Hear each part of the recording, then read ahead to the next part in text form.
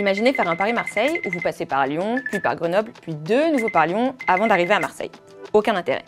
Eh bien, c'est le genre de trajet que doit effectuer la sonde spatiale JUICE pour arriver jusqu'à Jupiter. En tout, elle va mettre 8 ans pour arriver jusqu'à la planète située à 628 millions de kilomètres de la Terre.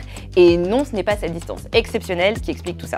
En fait, la sonde va être envoyée avec le lanceur Ariane 5, sauf que celui-ci n'est pas assez puissant pour donner à la sonde spatiale de plus de 6 tonnes la vitesse suffisante pour aller directement sur Jupiter.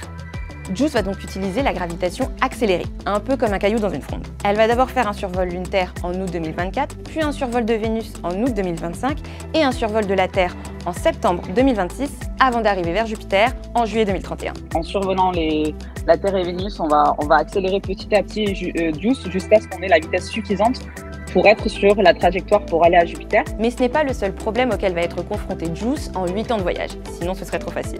Il va falloir surmonter des températures extrêmes, puisque, comme je viens de l'expliquer, la sonde va passer par Vénus où il fait plus de 250 degrés, avant d'arriver vers Jupiter où il fait moins 230 degrés. Deux salles, deux ambiances.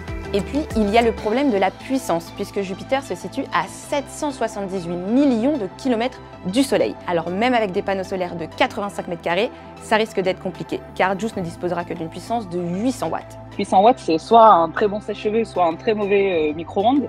C'est pas grand-chose.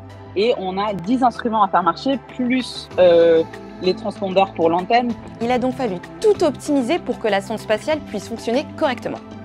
Mais entre les températures extrêmes et les problèmes de puissance, JUICE devra relever de nombreux défis pour mener à bien sa mission jusqu'en 2035.